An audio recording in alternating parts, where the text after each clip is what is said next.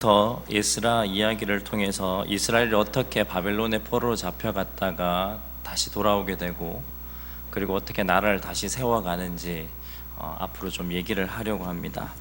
에스라 이야기라고 하면 우리나라로 치면 일제 강점기가 끝나고 한국이, 우리나라가 다시 나라를 세워가는 그 시기쯤으로 생각을 하시면 됩니다. 근데 사실 이 이야기는 이스라엘의 해피엔딩으로, 승리의 이야기로 끝나는 것이 아닙니다.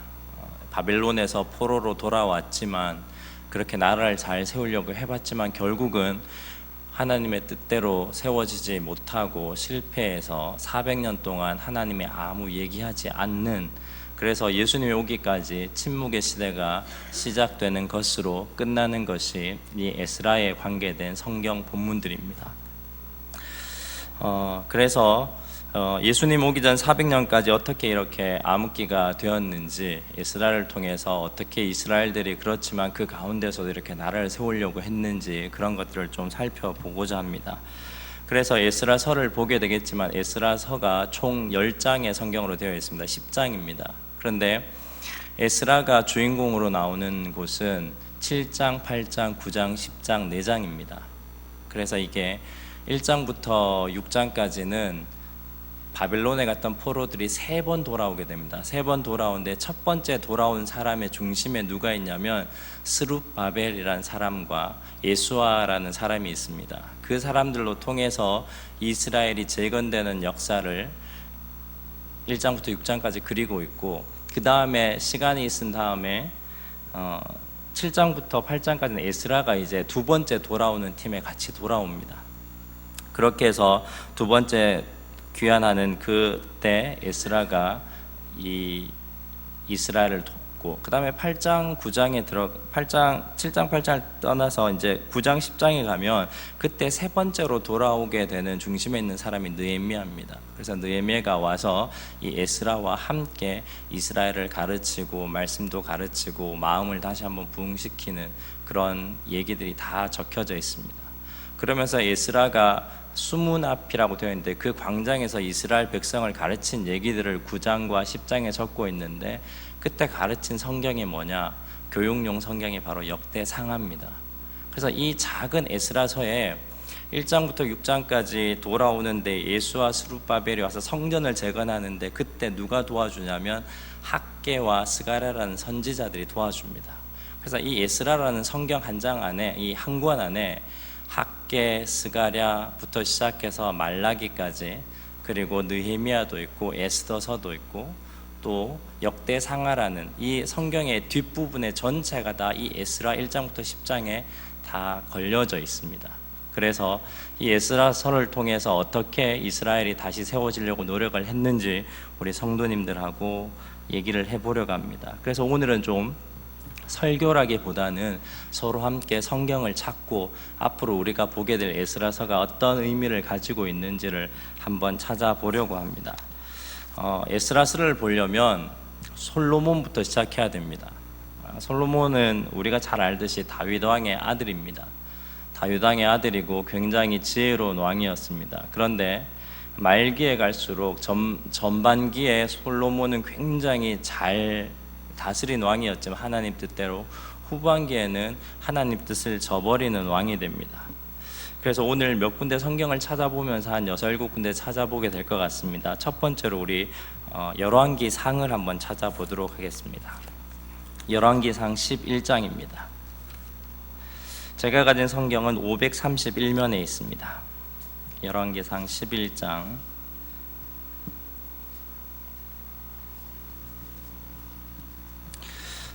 솔로몬이 굉장히 잘 다스리다가 노년이 되어서 이런 실책을 저지르게 됩니다. 11장 3절과 4절을 함께 읽어보도록 하겠습니다. 시작. 왕은 후궁이 700명이요 첩이 300명이라 그의 여인들이 왕의 마음을 돌아서게 하였더라. 솔로몬이 나이가 많을 때에 그의 여인들이 그의 마음을 돌려 다른 신들을 따르게 하였으므로 왕의 마음이 그의 아버지 다윗의 마음과 같지 아니하여 그의 하나님 여호와 앞에 온전하지 못하였으니. 그 다음부터 5절부터는 그 각양각색의 이방신을 섬기는 솔로몬의 모습을 적고 있습니다. 3절에 후궁이 700명이고 첩이 300명이다. 1000여 명이 넘는 후궁들로 통해서 정략 결혼을 한 겁니다. 그 자기 이스라엘 옆에 있던 군소 부족의 그런 왕들의 공주를 데려와서 결혼을 합니다. 전쟁을 하지 않기 위해서. 그렇게 하다 보니 어떻게 하냐면 3장 끝에 왕의 마음을 돌아서게 하였다. 여인들이 이방 신상을 가지고 들어와서 그렇게 솔로몬이 하나님께 돌아서게 만들게 됩니다. 그래서 이 솔로몬이 하나님 앞에 온전하지 못하고 다윗의 길을 따르지 못해서 11절에 뭐라고 얘기하냐면 11장 11절에 이렇게 얘기합니다. 그 밑에 있습니다. 여호와께서 솔로몬에게 말씀하시되 내게 이러한 일이 있었고 또 내가 내 언약과 내가 내게 명령한 법도를 지키지 아니하였으니 내가 반드시 이 나라를 내게서 빼앗아 내 신하에게 주리라. 이렇게 해서 왕가의 혈통으로 가는 르호보암과 그렇지 않은 여로보암, 이렇게 해서 나라가 이스라엘이 북쪽과 남쪽이 나뉘게 됩니다. 하나님을 온전히 섬기지 못하고 자기의 정치적인 방식으로 다른 이방 여인과 결혼해서 그 신들을 섬기고 하나님께서 마음을 멀고, 그때부터 이스라엘은 이제 나눠지기 시작하게 됩니다.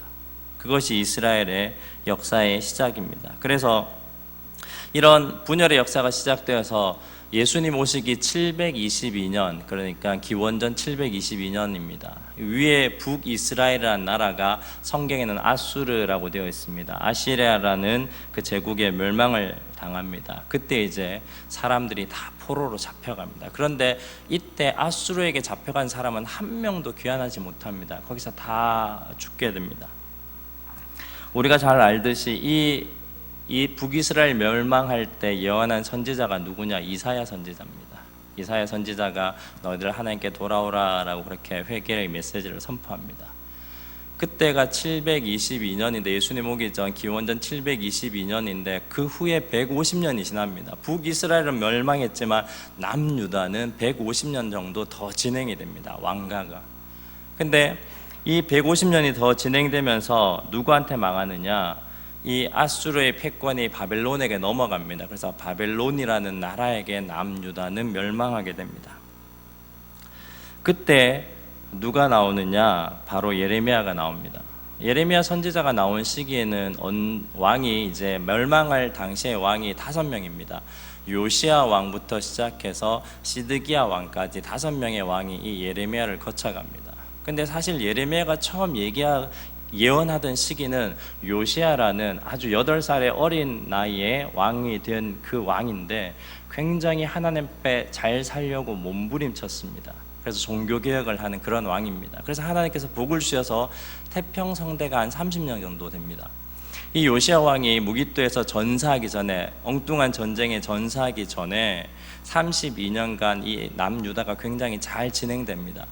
그러면서 이제 내리막을 걸으면서 그 후에 4명의 왕, 시드기야까지 4명의 왕이 이제 멸망의 왕이 되는데 그 사람들은 한 23년 정도 다스립니다. 그러니까 예레미야가 이스라엘 위해서 예언할 때는 요시야 왕 시기가 시작되었기 때문에 굉장히 이스라엘의 강한 시기였습니다. 태평성대한 시기였습니다. 괜찮은 시기였습니다. 그러니 얘기를 너희들이 그렇게 하나님 안 믿으면, 제대로 믿지 않으면 포로로 잡혀간다라고 하니까 사람들이 결국은 믿지 않을 수밖에 없습니다. 예레미야서 4장 4절을 한번 읽어보도록 하겠습니다. 예레미야서, 이사야 다음에 예레미야입니다. 예레미야서는 제가 가진 성경 1050페이지입니다. 4장입니다. 4장 4절을 한번 보겠습니다.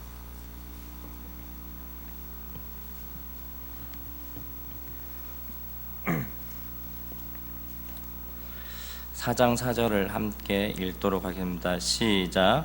유다인과 예루살렘 주민들아, 너희는 스스로 할례를 행하여 너희 마음 가죽을 베고 나 여호와께 속하라. 그리하지 아니하면 말미암아 나의 분노가 불같이 일어나 사르리니 그것을 끌 자가 없느니라. 이렇게 이스라엘의 평온한 시기에, 요시야 왕의 시대에 강력해지는 그 시기에 예레미야는 나타나서 우리나라가 머지않아 멸망하게 됩니다. 그러니 우리가 정신을 차리고 여호와께 돌아가야 되고, 우리의 겉옷을 찢는 것이 아니라 우리의 마음 가죽을 찢으면서 하나님께 회개해야 됩니다. 그러니 사람들이 어떻게 믿겠습니까? 하나도 믿지 않습니다. 그러면서 피눈물에 호소를 하고 미래를 바라면서 호소를 하는데 사람들이 눈 하나 꿈쩍하지 않습니다. 그래서 어떻게 되냐면 나중에 이 예레미야가 어디에 갇히냐면 왕궁의 후원에 있는 우물 속에 갇힙니다. 왕의 우물에 갇히는데 그 우물은 쓰지 않아서 거의 말랐는데 밑에는 진흙벌이 되었다고 성경은 표현합니다. 그래서 거기 던지면 가슴 높이까지 이렇게 푹푹 빠지는 곳입니다. 그런데 하루 3번씩 이스라엘을 위해서 기도하면서 그렇게, 그리고 또 하나님의 도우심으로 환관장이 음식을 던져줘서 그렇게 생명을 연명하게 됩니다.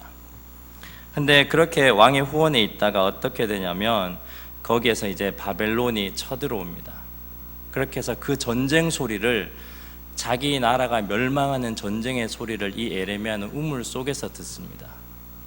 우물 속에서 빠져서 허우적거리고 하나님께 기도하면서 이 바벨론이 전쟁하는 소리, 사람 죽어나가는 소리, 자기의 민족이 마지막을 당하는 소리를 듣게 됩니다.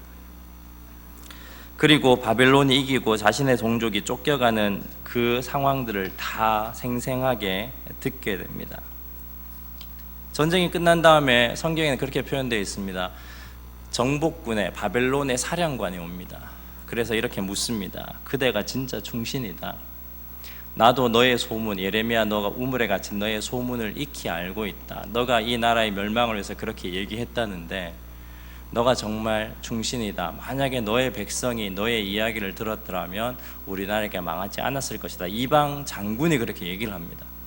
사령관이. 그러면서 뭐라고 얘기하냐면 우리나라에도 당신과 같은 충신이 필요하다. 그러니 우리가 대우해 줄 터이니 같이 가자라고 이 사령관이 예레미야에게 우물에서 빠진 예레미야를 구해내 주면서 얘기를 합니다. 그러니 예레미야가 성경에 이렇게 얘기합니다. 나는 이 백성을 돌이키려고 하나님의 회개의 메시지를 선포했지, 내가 심판을 선포한 것이 내가 잘 먹고 잘 살려고 얘기한 것이 아니다. 나는 멸망당한 이들과 남아서 여기에 있겠다. 나는 같이 가지 않겠다라고 얘기를 합니다. 그러니 사령관이 우리가 함께 가면 내가 대우해 주겠다. 왕궁에서 충신으로 같이 갈 수 있게 해주겠다라고 했지만 거부합니다. 그리고 여기 남습니다. 그리고 그 사령관과 헤어진 다음에 이 예레미야가 눈물을 흘립니다. 자기의 동족이 다 죽어 있고 지식인들과 젊은 층 중에 괜찮은 애들은 다 포로로 잡혀갑니다. 이때 잡혀간 애들이 다니엘, 에스겔 이런 젊은이들입니다. 다 잡혀가는 그런 상황을 보면서 눈물을 흘립니다. 그러면서 이 예레미야가 지은 책이 예레미야 예가입니다. 1장과 예레미야 다음에 예레미야 예가인데 예레미야 예가 1장을 한번 보겠습니다.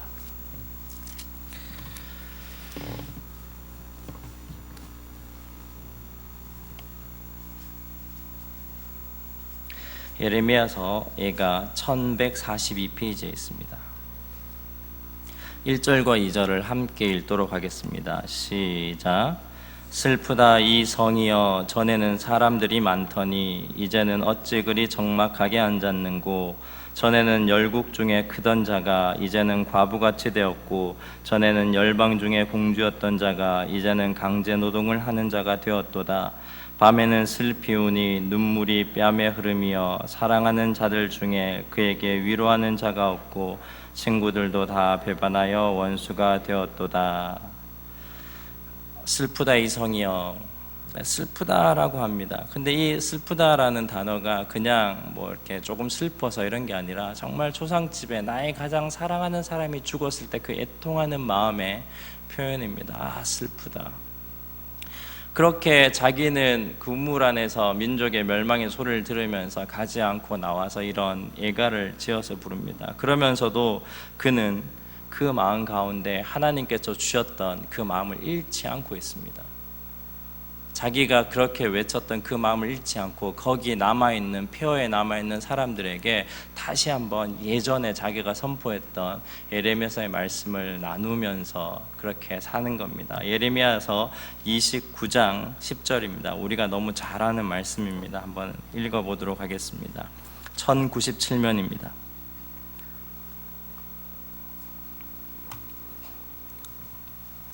포로로 끌려가는 사람들에게 낙심하지 말아라고 격려합니다. 그렇게 끌려가는 젊은이들에게 너희들 그렇게 끌려가지만 괜찮다라고, 낙심하지 말라고 여호와 말씀이 어떤 말씀이냐고 격려합니다. 예전의 말씀을 기억하면서 함께합니다. 29장 10절부터 한번 읽어보도록 하겠습니다.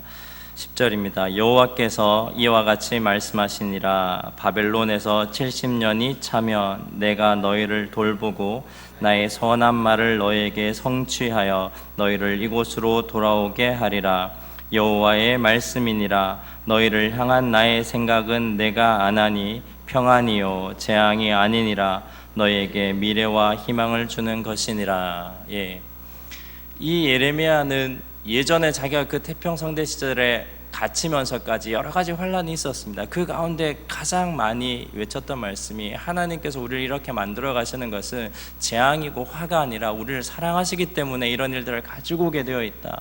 그러니 너희들이 바벨론으로 끌려간다 하더라도 희망을 잃지 말고 하나님께 감사하고 그렇게 살았으면 좋겠다. 우리가 그렇게 바벨론의 포로로 가는 것은 하나님이 우리를 사랑하시기 때문이다라고 계속해서 얘기를 합니다. 그러면서 우리가 너무나 잘 아는 말씀, 그러면 어떻게 이렇게 돌아올 수 있고 회복할 수 있고 희망을 가질 수 있느냐, 그 말씀이 바로 우리가 많이 알고 있는 29장 12절과 13절입니다. 함께 읽도록 하겠습니다. 시작. 부르짖으며 내게 와서 기도하면 내가 너희들의 기도를 들을 것이요 너희가 온 마음으로 나를 구하면 찾을 것이요 나를 만나리라. 아멘. 너희들이 내게 돌아오지 않았기 때문에 너희들이 정말 전심으로 나를 찾고 찾으면 너희가 나를 만나게 될 것이다. 그리고 나를 만나게 되면 또 하나님께 돌아온 역사가 일어날 것이다. 그러니 제발 바빌론에 있던 여기 포로로 갔던 아니면 이 폐허에 이스라엘에 남아있던 너희는 여호와를 찾으라라고 얘기를 합니다. 그런데 이런 70년 만에 돌아오겠다는 이런 약속들은 굉장히 성경에 보면 놀라운 게, 그 이스라엘이 멸망할 당시 556년에 그 예수님 오기 전에 500년 정도 전에 그 예레미야가 그 일을 겪을 때 당시보다 150년 전 북이스라엘이 멸망할 그 시기에 예언한 이사야도 똑같은 예언을 했던 겁니다. 그러니까 놀라운 건 그 이사야서 44장 28절과 45장을 보면 제가 한번 읽어드리겠습니다. 이사야서 44장 마지막 절입니다. 이렇게 되어 있습니다. 예레미야가 이 일을 겪기 150년 전입니다. 150년 전에 이렇게 얘기합니다. 고레스에 대하여 이르기를 내 목자라 그가 나의 모든 기쁨을 성취하리라 하며 예루살렘에 대하여 이르기를 준건되리라 하며 성전에 대하여는 내 기초가 놓여지리라 하는지라. 예레미야 시대가 되기도 150년 이전인데 그 다음에 누가 왕이 될 거고 어떤 나라가 이어갈지도 모르는데 정확하게 고레스라는 사람의 이름을 적습니다. 그러면서 45장 1절에는 여호와께서 그의 기름 부음을 받은 고레스에게 이같이 말씀하시니라. 내가 그의 오른손을 붙들고 그 앞에 열국을 항복하게 하며 내가 왕들의 허리를 풀어 그 앞에 문들을 열고 성문들이 닫히지 못하게 하리라. 이렇게 되어 있습니다.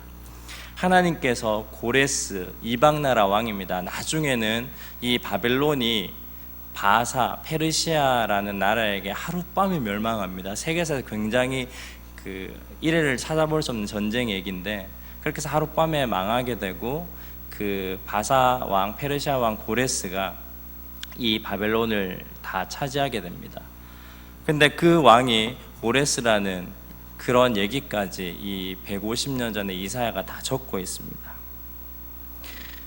그렇지만 이 70년이 후면 이렇게 돌아오겠다라는 얘기를 했을 때 이 예레미야가 그 전쟁의 폐허 가운데 이제 사람들에게 어떤 힘들을 주어야 되는데 이스라엘 백성들은 굉장히 힘들었습니다. 자기들이 포로로 가서 이제 바벨론으로 살아야 되기 때문에 예레미야는 여기 남아 있습니다. 남아 있고 이 포로들은 갔습니다. 포로들이 가 있는 상황 가운데 그 성경에는 그발 강가라고 나옵니다. 그발 강가가 뭐냐면 바벨론이 있으면 예루살렘이 있으면 저쪽 편 바벨론 가운데를 흐르는 강이 그발 강입니다. 그 그발 강가에 앉아서 노예로 살아가는 겁니다. 우리 요즘으로 말하면 거제도 같은 곳입니다. 포로 수용소가 있었던 곳입니다. 바로 그발 강가에서 이스라엘 백성들이 노예로 또 바벨론의 노동력으로 살아갑니다. 그래서 고달픕니다. 그래서 포로로 잡혀간 사람들이 시를 지은 시가 바로 시편 137편입니다. 우리 한번 찾아서 읽어보도록 하겠습니다. 903면에 있습니다. 구약입니다. 137편입니다.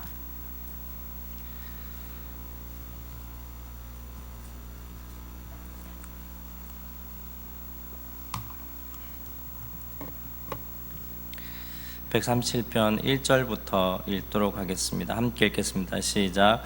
우리가 바벨론의 여러 강병 거기에 앉아서 시온을 기억하며 울었도다. 그 중에 버드나무에 우리가 우리의 수금을 걸었나니 이는 우리를 사로잡은 자가 거기서 우리에게 노래를 청하며 우리를 황폐하게 한 자가 기쁨을 청하고 자기들을 위하여 시온의 노래 중 하나를 노래하라 함이로다. 우리가 이방 땅에서 어찌 여호와의 노래를 부를까? 예루살렘아, 내가 너를 잊을진대 내 오른손이 그의 제주를 잊을지로다. 내가 예루살렘을 기억하지 아니하거나 내가 가장 즐거워하는 것보다 더 즐거워하지 아니할진대 내 혀가 내 입 천장에 붙을지로다. 어떤 시냐면 이렇게 바벨론의 포로로 다 잡혀가서 그 포로 수용소 같은 그발 강가에서 민족이 모여서 노예로 살아가는 겁니다. 그러면서 어떤 장면을 그리고 있냐면 노예를 하면 그 노예를 다스리는 관리들이 있지 않겠습니까? 그럼 관리들이 와서 이렇게 시키는 겁니다. 야, 노래 하나 불러봐. 너희 민족의 노래 하나 불러봐. 그들이 배운 건 찬송가밖에 없지 않습니까? 하나님을 높이는 시편과 같은 찬양들. 그래서 3절에 보면 우리를 사로잡은 자가 거기서 우리에게 노래를 청하고 우리를 황폐하게 한 자가 기쁨을 청하고 재미로 하나님의 노래를 부르라고 하는 노예에게 이런 상황까지 가게 되는 겁니다. 그러니까 이스라엘 백성들이 이 시를 지으면서 그 중에 버드나무가 우리가 우리의 수금을 걸었다라고 2절에 하는 게 뭐냐면 이런 장면을 피하기 위해서 아예 우리가 우리의 찬양과 수금들을 그냥 버드나무 위에 던져버리고 부르기 싫었다, 이런 표현입니다.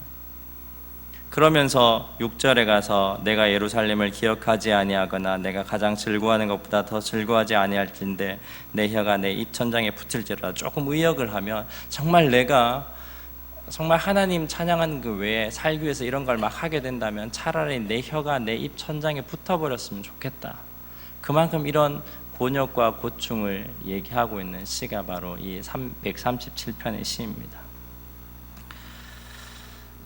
그런데 이런 포로 생활 가운데 조금 전에 얘기 드렸듯이 이사야와 예레미야가 예언한 하나님께 너희들이 바벨론으로 잡혀가면 70년의 기한이 차면 돌아오리라 라고 얘기한 무려 150년, 200년 전의 예언들이 지금 이제 이루어지는 겁니다.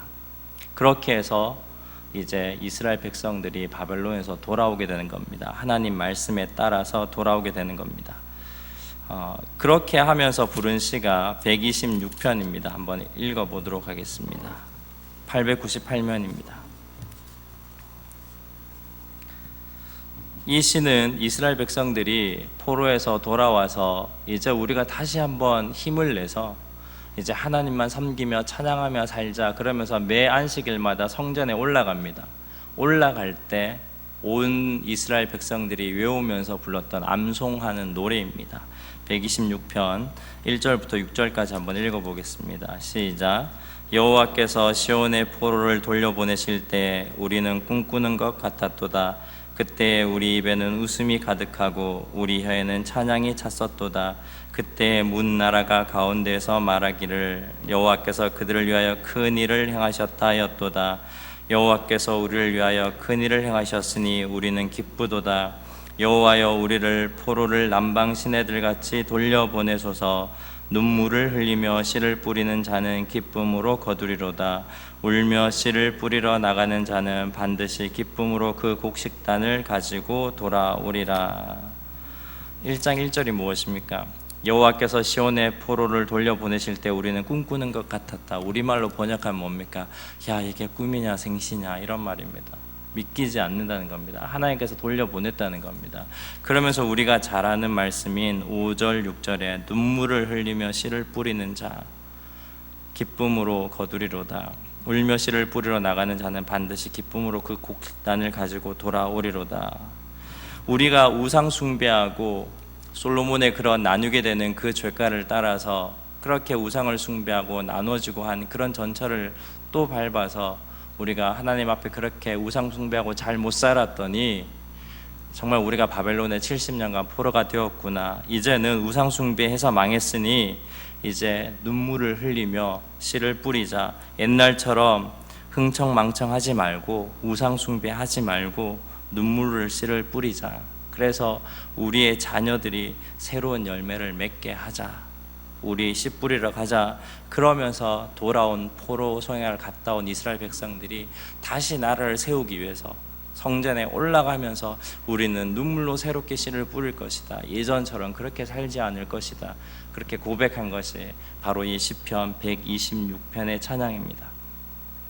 우리가 멀리 돌아왔습니다. 돌아왔는데 그게 오늘 우리가 읽었던 에스라 1장 1절 말씀을 설명드린 역사적인 이야기입니다.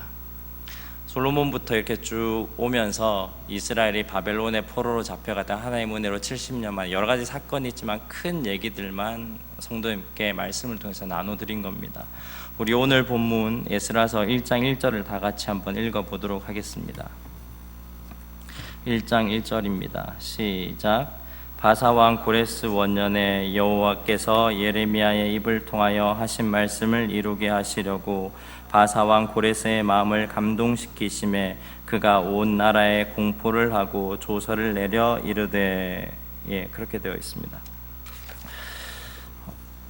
이렇게 해서 이 한 절, 바사왕 고레스 원년, 페르시아 왕이 바벨론을 이기고 페르시아 왕 원년에 이 고레스가 하나님의 영이 감동해서 1절부터 4절까지 한 얘기를 이 에스라가 1장 1절부터 4절에 적고 있습니다. 이게 오늘 우리가 읽었던 본문입니다. 조금 전에도 읽었지만 예레미야서 29장 10절을 통해서 얘기한 게 여호와께서 말씀하시니라. 예레미야 말입니다. 바벨론에서 70년이 차면 내가 너희를 돌보고 나의 선한 말을 너에게 성취하여 너희를 이곳으로 돌아오게 하리라. 예레미야가 계속했던 얘기입니다. 그 150년 이전에 이사야도 바사왕 고레스가 너희를 다시 돌아오게 하리라라는 예언을 했던 겁니다. 그런데 바벨론 성이 굉장히 견고한 성입니다.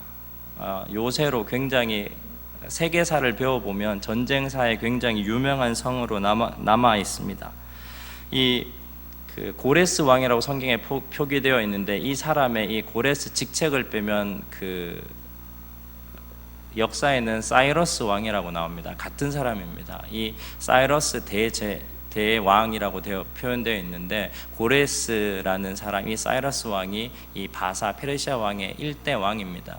그런데 어떻게 이 장군이 왕이 되느냐면 바벨론 성이 굉장히 함락되기 어려운 성입니다. 육각형 모양의 요새를 갖추고 있고 그 유명한 옛날 말에 바벨론 그 식구에 그런 게 있습니다. 새 외에는 아무도 그 성에 들어갈 수 없다. 이렇게 한 그 표현이 있을 정도로 난공불락의 바벨론 성이었습니다. 근데 우리가 잘 알듯이 이 바벨론 왕 중에 벨사살이라는 왕이 있습니다. 벨사살이라고 하는 왕은 우리가 다니엘서에서 봤던 왕입니다. 그 사람이 자기의 장군과 친인척과 자기의 전공을 세운 사람들 1000여 명을 모아놓고 뭘 하냐면 이스라엘에서 가지고 온 성전에 있는 금은 기명을 가지고 하나님께 제사 드리는 그 그릇들을 가지고 술 마시고 막 그렇게 합니다. 그러니까 하나님이 노하셔서 굉장히 이렇게 한 손이 나타나서 벽에 막 글씨를 씁니다. 그러니 이 벨사살 왕이 놀라서 이게 무슨 일인고 할 때 메네메네 데겔 우바르신이라는, 내가 측량해 보니 너는 기준 미달 함량이다, 기준 함량의 미달이다라는 그런 단어를 이렇게 벽에 쓰고 나갑니다. 그걸 해석한 사람이 누구였냐? 바로 우리가 잘 아는 다니엘입니다. 그래서 그 성경 표현에는 벨사살 왕이 무릎을 떨었다라고 얘기합니다. 그 에스겔과 다니엘이 포로로 잡혀가서 굉장히 귀족의 괜찮은 이스라엘 백성이니 가르쳤던 겁니다. 가르쳐서 자기의 신화를 만들었는데 그 다니엘이 그 벨사살 왕 때 그걸 해석해 주는 겁니다.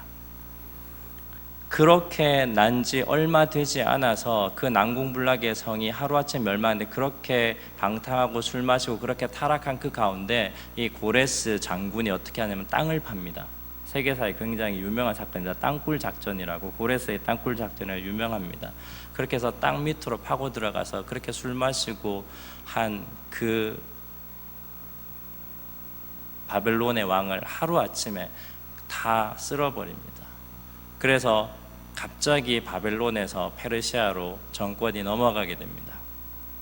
그러면서 이 바벨론을 접수한 이 고레스 왕 측근의 다니엘, 에스겔 이런 사람들이 정치 지도자들로 함께하게 됩니다.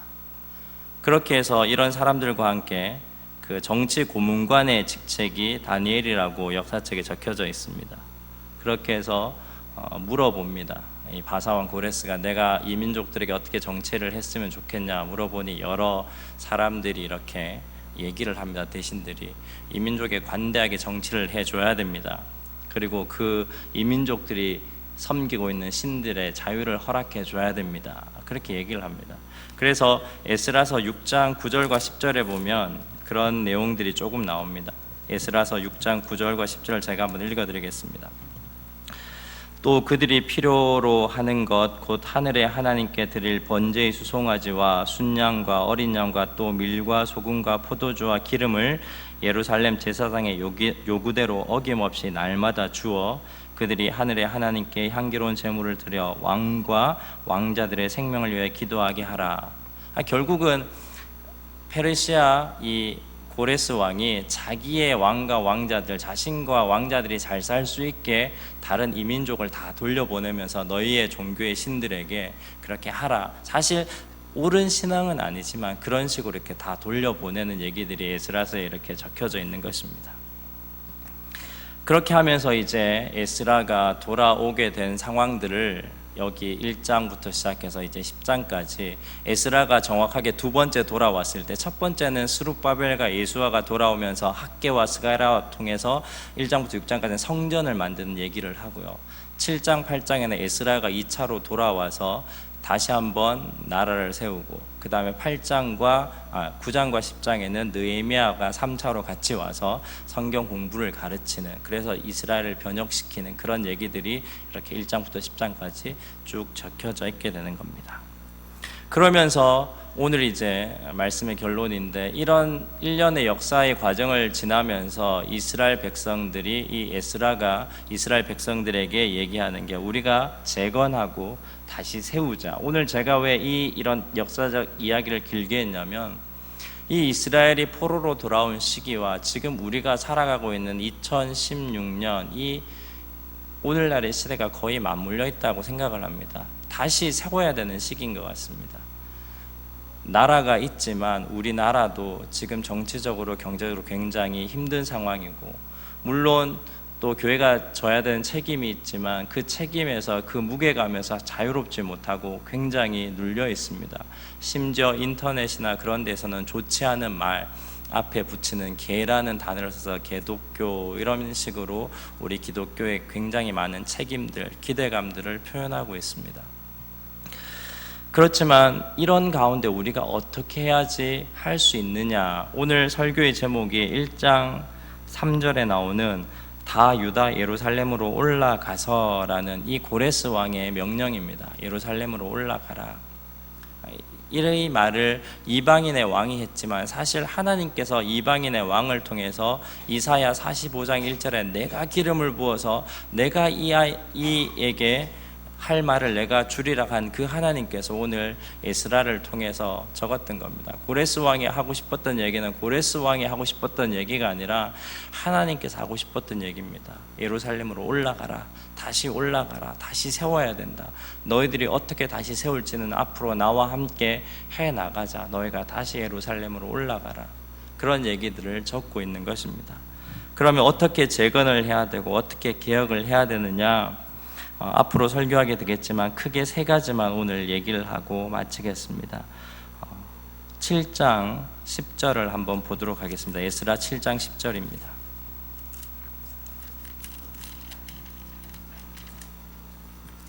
구절에는 그 에스라가 예루살렘에 돌아오는 과정을 적고 있습니다.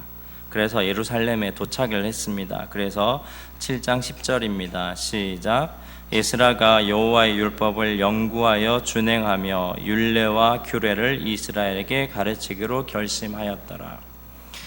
이스라엘 백성들이 포로 돌아와서 부른, 성전에 올라가면서 부른 노래가 무엇이었습니까? 이제 그렇게 살지 말자, 울며 씨를 뿌리자, 다른 씨앗을 뿌리자, 회개의 열매를 맺자, 그렇게 재건하자라고 그렇게 매 성전에 불렀습니다. 그 노래를 부르면서 이 에스라는 먼저 첫 번째로 율법을 연구하며 준행하자, 자신부터 개혁과 재건과 그런 다시 세움에 가장 필요한 건 뭐냐면 첫 번째, 율법에 따라 하나님 말씀을, 여호와의 율법을 연구하고 준행하는 겁니다. 그래서 먼저 에스라가 지도자이기 때문에 지도자가 먼저, 우리들 자신이 먼저 말씀을 읽고 그리고 준행하자라고 하는 것이 개혁운동의 첫 번째입니다. 그리고 두 번째는 율례와 규례를 이스라엘에게 가르치자라고 얘기합니다. 그래서 우리가 이 말씀으로 우리가 먼저 준행하고 그렇게 살고, 또 그러면서 이 이스라엘 백성들에게도 이 율례와 규례와 법도를 가르치자라고 두 번째 얘기를 합니다. 그러고 난 다음에 9장 1절과 2절입니다. 한번 읽어보겠습니다. 9장 1절과 2절입니다. 이 일 후에 방백들이 내게 나와 이르되 이스라엘 백성과 제사장들과 레위 사람들이 이 땅 백성들에게 떠나지 아니하고 가나안 사람들과 헷 사람들과 브리스 사람들과 여부스 사람들과 암몬 사람들과 모압 사람들과 애굽 사람들과 아모리 사람들의 가증한 일을 행하여 그들의 딸을 맞이하여 아내와 며느리로 삼아 거룩한 자손이 그 지방 사람들과 서로 섞이게 하는데 방백들과 고관들이 이 죄에 더욱 으뜸이 되었다. 하나님을 믿지 않는 사람들, 그 사람들과 함께 거하고 그들의 신을 섬기고 우상을 섬기는 일에 누가 먼저 됐다는 거야? 방백, 그리고 고관들, 사회 지도층들이 먼저 거기에서, 심지어는 1절에 뭐라고 나오냐면 레위 사람들까지 되어 있습니다. 종교가 무너지고 정치가 무너진 상황을 이 2절에 다 적고 있는 겁니다, 에스라가. 그러면서 이 이스라엘을 어떻게 세울까, 우리가 어떻게 울면서 새로운 씨를 뿌릴까라고 했을 때는 이제 크게 세 가지입니다. 지도자들이 먼저 말씀을 연구하고 말씀대로 살자. 그리고 그 말씀대로 살았으면 이제 이 사람들에게 가르치자, 백성들에게 가르치자. 그리고 세 번째가 굉장히 중요한데, 말씀을 배우고 준행하고 가르치고에서 멈추는 게 아니라 우리가 윤리적으로 또 도덕적으로 하나님 앞에 바른 삶으로 돌아가자라는 삶의 실천 운동까지 이 세 가지를 얘기하면서 이스라엘을 다시 세웁니다.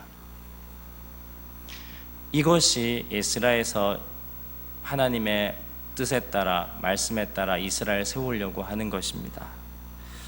이제 우리 대한민국에도 이런 세대가 필요합니다. 저는 지금 시대가 굉장히 중요한 시기라고 생각을 합니다. 그리고 이 시기에 한국 교회가, 우리 구의교회가 어떻게 하느냐에 따라서 향후 다음 세대가 완전히 바뀌어지리라고 생각을 합니다. 우리도 여전히 사실 이렇게 이스라엘은 했지만 결국은 실패합니다. 말라기에 가보면 어떻게 처절하게 실패하는지 다 나타나 있습니다. 하나님이 심지어 이렇게 얘기하십니다. 1장 10절에 야, 너희들 성전 문 닫아줄 사람이 있었으면 좋겠다. 예배 싫다. 예배 드리러 나오는 것도 역겨우니까 이 예배당 문 누가 좀 닫아줄 자 없겠냐, 이렇게까지 얘기합니다. 그게 1장 1절부터 10절까지 쭉 내용을 읽어보면 더러운 희생의 제물을 드리고 똥 같은 제물을 드리고 이렇게 표현을 합니다. 그러니까 이렇게 개혁을 하려고 했던 에스라 이런 사람이 있었음에도, 느헤미야, 에스라 이런 사람이 있었음에도 불구하고 결국은 나라가 이렇게 해서 400년 동안 예수님 오기 전까지 아무런 선지자도 나타나지 않고 하나님의 말씀도 들리지 않는 암흑의 시대가 옵니다. 제가 봤을 때는 저희 한국 교회가 암흑의 시기로 들어가지 않나라는 생각이 들었습니다. 저희가 이번 설에 가족들이 모여서 이런저런 얘기를 하다가 이런 얘기가 나왔습니다. 예전에는 한경직 목사님, 물론 부족한 점도 계셨지만 한경직 목사님 이러면 한국 교계뿐만 아니라 한국이 수긍할 수 있는 교회의 어르신들이 계셨습니다. 근데 지금 세대에 있어서 어떤 목사님 이렇게 얘기하면 모든 종교계뿐만 아니라 그냥 일반 사회에서도 교회 안에 어른이 없다라고 얘기를 합니다. 어떻게 보면 우리 가운데서도 하나님의 말씀을 전하고 대언해 줄 그 가운데 맥락에 있는 그런 대언자들이 사라지는 시대인 것 같습니다. 우리가 이 에스라서를 통해서 학개, 스가랴, 또 말라기, 역대상하, 그리고 느헤미야 이런 성경들을 함께 쭉 읽어갈 터인데 앞으로 우리가 어떻게 하면 조금 더 새로운 울며 씨를 뿌릴 수 있을지, 어떻게 하면 하나님의 말씀을 연구하고 준행할 수 있을지, 그리고 어떻게 도덕적으로 새롭게 변화될 수 있을지 앞으로 우리가 기대하며 이 말씀을 대했으면 좋겠습니다. 기도하겠습니다.